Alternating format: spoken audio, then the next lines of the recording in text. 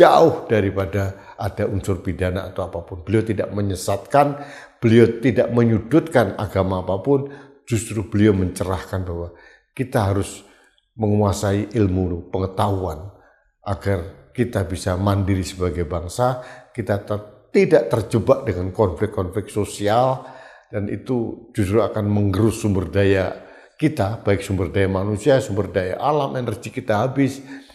Kita lebih baik menumbuh kembangkan sumber daya manusia kita agar kita tetap tegar dan bertumbuh sebagai bangsa. Saya kira konteksnya atau maknanya dari ceramah Pak Yusuf Kalla di Masjid Kampus UGM itu seperti itu. Bukan malah dimaknai sebaliknya. Ini yang ingin saya sampaikan pada kesempatan ini.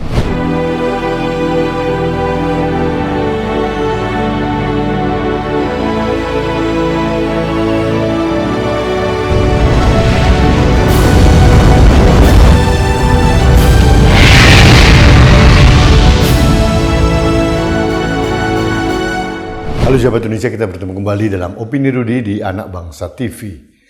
Sahabat Indonesia, musim lapor polisi telah tiba.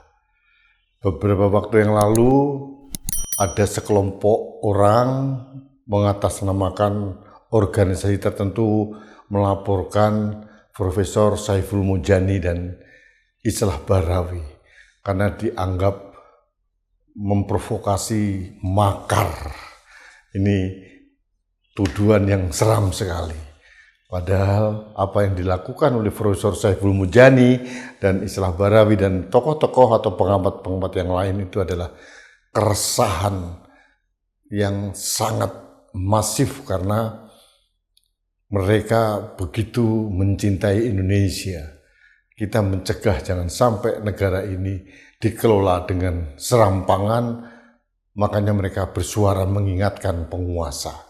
Nah, sekarang ada organisasi tertentu, Gerakan Angkatan Muda Kristen Indonesia dan beberapa ormas yang lain melaporkan tokoh nasional, tokoh bangsa, mantan Wakil Presiden Yusuf Kalla. Terkait apa? Terkait penyebaran berita hoax. Saya bingung nih. Hoax apa yang disampaikan oleh Pak Yusuf Kalla? Mereka mengatakan bahwa dalam Kristen tidak ada diksi syahid untuk membunuh orang. Jadi saya bingung ini. Jadi marilah kita mengikuti apa yang dikatakan oleh Pak Yusuf Kalla dalam kira-kira ceramah beliau di Masjid Kampus UGM itu sekitar 43 menit sekian gitu. Tapi marilah kita mendengar dulu penggalan yang terkait dengan pelaporan ini. Ini videonya. Karena tunjukkan sama saya agama Islam dan Kristen yang mengatakan membunuh orang tidak bersalah masuk neraka, masuk surga. Tunjukkan mana? Di Islam tidak ada, di Kristen tidak ada. Jadi Anda semua masuk neraka. Ribuan, hampir 5.000 orang meninggal. Hanya karena ia membunuh merasa syahid. Hebat. Dibunuh pun orang tuanya tidak menyesal. Tidak ada tangis yang menyesal di Ambon itu kalau anaknya mati. Dia bilang, anak saya sudah masuk surga.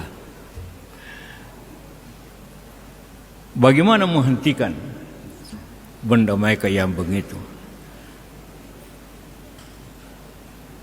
Pertama, ya tentu pada saya masuk semua daerah itu. Orang bilang, jangan Pak, jangan masuk. Tidak, saya masuk daerah itu. Bicara dengan mereka. Sama, tentu saya masuk daerah Islam. Tapi satu, saya berpidato di seluruh ribuan orang. Dengan hanya satu kata. Bahwa sekalian Anda merasa masuk surga, tidak benar itu. Anda semua di sini yang membunuh orang masuk neraka. Terkejut ya. Karena tunjukkan sama saya agama Islam dan Kristen yang mengatakan membunuh orang tidak bersalah masuk neraka, masuk surga. Tunjukkan mana? Di Islam tidak ada, di Kristen tidak ada. Jadi Anda semua masuk neraka. Semua berhenti, semua diam. Besoknya saya panggil semua, saya marah ini semua, bahwa kalian ini adalah yang pertama masuk neraka. Sahabat Indonesia, kalau kita lihat apa yang disampaikan oleh Pak Yusuf Kalla, tidak ada penyebaran hoax atau apapun. Saya mengikuti seluruh ceramah beliau dalam suatu akun YouTube tertentu. Saya ikutin, tidak ada. Konteksnya adalah beliau ingin menyampaikan bahwa banyak konflik di dunia ini termasuk Indonesia ini dasarnya adalah 3 hal. Ketidakadilan, mungkin masalah konflik yang mengatasnamakan agama, dan konflik yang berbasis dengan sosial ekonomi. Konteksnya jelas ke arah sana. Bahkan beliau juga mengatakan dengan jelas dalam video tadi, tidak ada dalam ajaran agama apapun, agama Islam, agama Kristen, agama apapun di dunia ini yang mengatakan membunuh orang itu pasti masuk surga. Syahid, gak ada. Beliau malah menantang itu. Beliau justru meluruskan bahwa konflik Poso yang telah mengorbankan banyak orang, 2.000 orang. Konflik Ambon sekitar 5.000 orang tewas, sia-sia. Itu karena basisnya bagaimana orang itu mengatakan bahwa konflik agama, bahwa membunuh orang yang beragama lain dianggap itu adalah syahid. Itu hal-hal yang diluruskan oleh Pak Yusuf Kalla. Bukan memojokkan agama apapun Pak Yusuf Kalla. Karena konteks secara faktual pada waktu itu seperti itu. Itu yang disampaikan oleh Pak Yusuf Kalla. Tidak ada narasi negatif menyudutkan agama tertentu. Bahkan beliau justru meluruskan bahwa konteksnya itu adalah bagaimana beliau mendamaikan suatu konflik yang ada yang berbasis ketidakadilan seperti di Aceh misalkan, kemudian konflik Poso, Ambon, itu disampaikan dengan runut, dengan literasi yang sangat jelas. Lalu beliau mengatakan bahwa kalau ingin menjadi juru damai harus mengerti masalah esensial yang terjadi pada dua pihak. Jadi marilah kita boleh belajar mengikuti video atau narasi seseorang itu secara komplit, jangan dipotong-potong. Saya sangat tidak bersetuju kalau orang sekualitas, sekaliber Pak Yusuf Kalla ini justru dilaporkan, karena beliau adalah seorang guru bangsa, seorang tokoh nasional yang banyak memberikan pencerahan. Beliau tidak punya ambisi lagi tentang kekuasaan. Beliau hanya menggambarkan bagaimana seharusnya kita sebagai umat beragama itu mengedepankan akhlak, mengedepankan ilmu pengetahuan sebagai alat kita untuk memberikan kontribusi terhadap perdamaian dunia. Dalam peradaban manusia itu penting sekali, karena peradaban manusia sering dirusak oleh konflik-konflik yang berbasis ketidakadilan, mungkin ada lagi sumber daya alam, kemudian atas nama agama dengan pengertian-pengertian yang disalahgunakan gitu. Jadi tidak ada beliau menyudutkan kelompok agama manapun. Jadi justru menurut saya baik agama Islam, Kristen, Katolik atau apapun justru berterima kasih dengan narasi seperti ini. Ini narasi yang justru ingin menegaskan kepada masyarakat, memberikan pendidikan kepada masyarakat bahwa agama apapun tidak ada yang melegalkan membunuh orang agama yang lain itu merupakan suatu perintah agama. Tidak ada itu.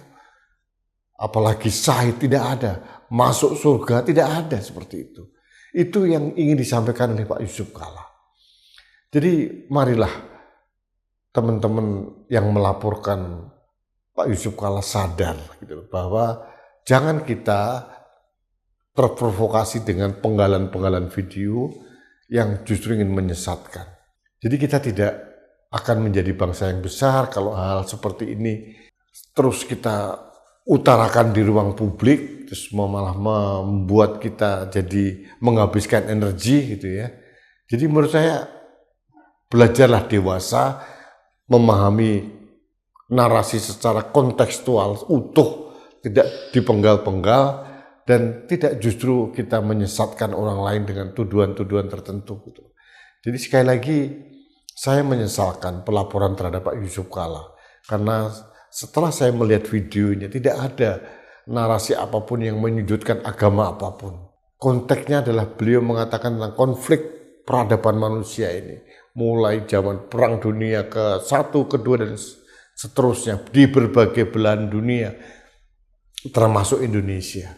Beliau memberikan determinasi bagaimana menyelesaikan suatu konflik itu. Beliau memberikan suatu strategi jitu bagaimana beliau sebagai pendamai konflik Poso, konflik Ambon, konflik di Aceh dengan damai, dan beliau tahu persis apa dasarnya. Apakah ketidakadilan sumber daya alam misalkan, ketidakadilan pusat terhadap daerah, atau penyesatan pikir menggunakan agama untuk berkonflik dengan agama satu dengan yang lain, itu disampaikan oleh beliau dengan runut.